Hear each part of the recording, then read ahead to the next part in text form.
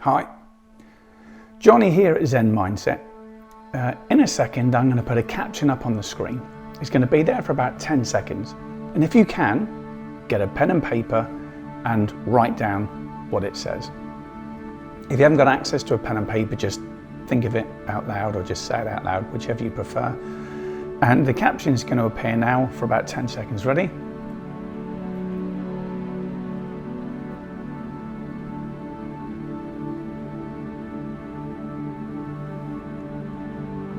Okay, got it? Did you write down what it says or say it out loud?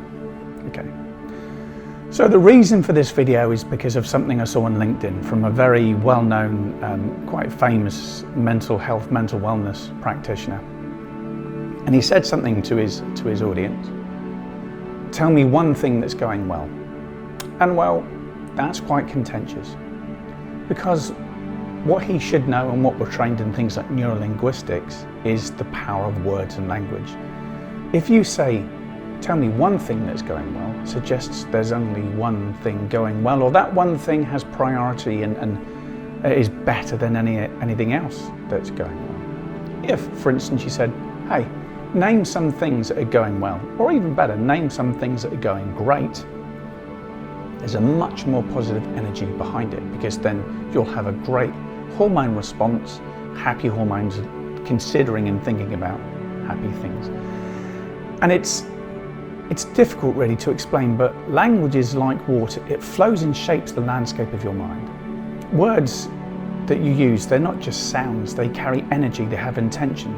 They frame, quite literally, how you see the world. When you call something a problem, you'll have a negative response to it because it's been nominated as a problem. If you can see the same thing as a challenge, well then you have a positive intention behind it.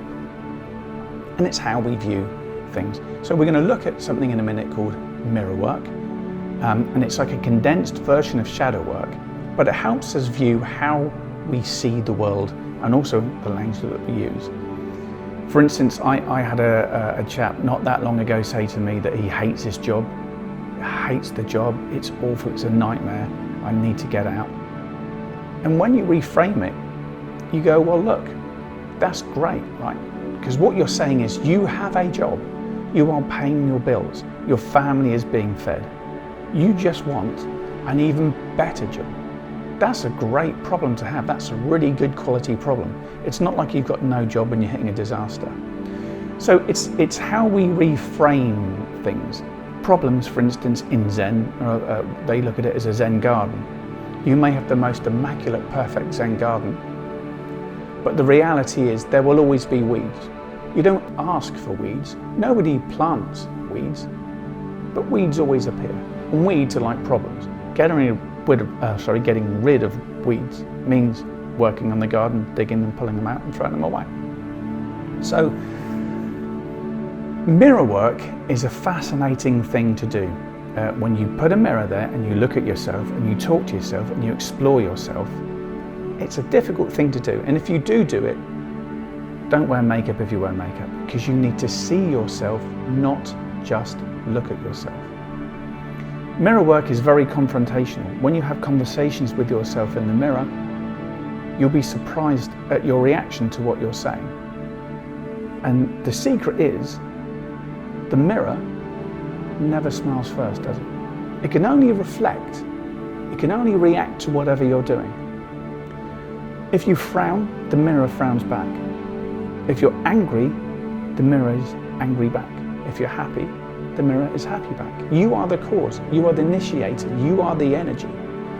If you're feeling blocked and you're not communicating with people, quite often it's because you aren't aware that the energy that you're putting is what that wall can be. Mirrors can often show the traumas and the fears that you have, but the thing is you can't fake it with a mirror. And it's a difficult thing when you do mirror work. You kind of understand. You go through a process of learning that it is better to be hated for who you are than loved for who you're not. When you put things out there, a pretense and an energy and an intention that you're not able to back up. And I do believe this is the reason why so many famous actors are so massively depressed. is because they end up being loved for their performance, loved for that avatar rather than who they are. And that helps you when you talk to the mirror with things like negative presuppositions, because you will see your reaction, you'll see your eye movement, you will see your honesty, and you cannot hide behind it. Negative presuppositions are things like when you say things like, why do bad things always happen to me? And when you look in the mirror, you'll see honesty. And the presupposition presupposes that bad things always happen to you, but reality it's not true, is it? Because wonderful things have happened to everybody as well as bad things have happened to everybody. Or things like, why can't I just feel like everybody else? Presupposes that you feel differently to everybody else. But it's not true. Everybody feels awful sometimes, often, a lot of the time. And when you do mirror work, when you ask that question of yourself, you cannot hide behind the reality of the truth. No matter what, the truth will always come out from mirror work. It's what it's for. It's quite weird because it helps you focus on comparison of negative thoughts than bad thoughts, and it helps you construct a way through these doomed and discouraging thoughts and feelings you may have. It helps you think with more clarity. And the secret is the mirror cannot lie. It will not lie to you. So what we're going to look at very quickly is we're going to put that caption up in a minute, because it's going to be a very, very quick video. And the reason for that caption is it predetermines what you're thinking, your headspace, whether you're thinking negatively or positively. And the reason why possibly you should, in fact, do some mirror work, talk to yourself in the mirror, because it helps you unblock catastrophizing thoughts. It helps you think with more clarity. It helps you slow down and explore your thoughts and feelings. So I'm going to put the caption up again and remember what you thought.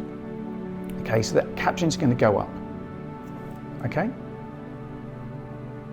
Can you see it? Now, what did you read? What did you see from the caption?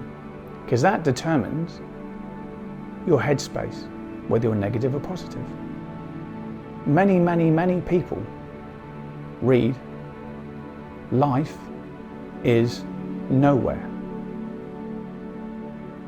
But, and it's all about perspective, it's all about how you see the world.